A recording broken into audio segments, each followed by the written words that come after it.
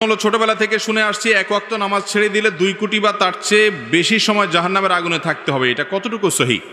ভাই, এই মর্মে একটা কথা আপনারা ছোটবেলা থেকে শুনে আসছেন, আমরাও সবাই শুনে আসছি। সেটা হলো এক ওয়াক্ত নামাজ কাজা করলে, এক ওয়াক্ত নামাজ না পড়লে, তাহলে সেই ক্ষেত্রে 2,88,00,000 বছর জাহান্নামের আগুনে পোড়াইতে হবে এক ওয়াক্ত নামাজ কাজার কারণে, ছাড়ার কারণে।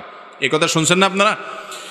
তো এই বিষয়টি আসলে যেই বর্ণনাতে পাওয়া যায়, সেই বর্ণনাতে 80 হুকবার কথা বলা হয়েছে। 80 হুকবাকে যোগ বিয়োগ করে 2,88,00,000 বছর বের করা হয়েছে। এটা ফাজাইলে আমালে শেখুল হাদিস জাকারিয়া রহমতুল্লাহ আলাইহি উল্লেখ করে এরপরে বলেছেন এই মর্মে হাদিস বিভিন্ন বইতে লেখা আছে, কিন্তু আমি কোথাও পাই নাই। এবং বিশুদ্ধ কথা হলো এটাই যে 2,88,00,000 বছর জাহান্নামের আগুনে পড়বে এক ওয়াক্ত নামাজ কাজা করার কারণে। এই মর্মে কোনো বিশুদ্ধ তো দূরের কথা, কোনো আপনার দুর্বল হাদিসও নাই, বরং এটি সম্পূর্ণ জাল, ভিত্তিহীন। কোনো হাদিসের কিতাবে এরকম কোনো কথা বলা হয় নাই।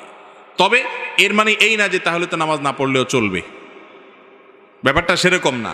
নামাজ না পড়লে জাহান্নামে অবশ্যই যেতে হবে, তবে সংখ্যাটা কি হবে, এর বেশিও হতে পারে, এর কমও হতে পারে। আযাবের সংখ্যাটা এরকম ফিক্স যে সংখ্যা এখানে বলা আছে এরকমটি হাদিসে বর্ণিত হয় নাই। এর চেয়ে বেশিও হতে পারে, কমও হতে পারে। জাহান্নামে যাওয়ার মৌলিক একটা কারণ হলো নামাজ ত্যাগ করা।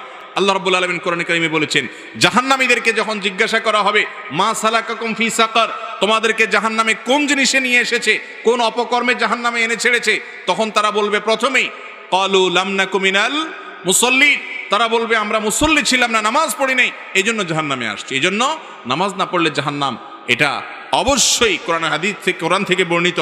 কিন্তু তার মানে 2,88,00,000 বছরের বিষয়টি হাদিস দ্বারা প্রমাণিত নয়।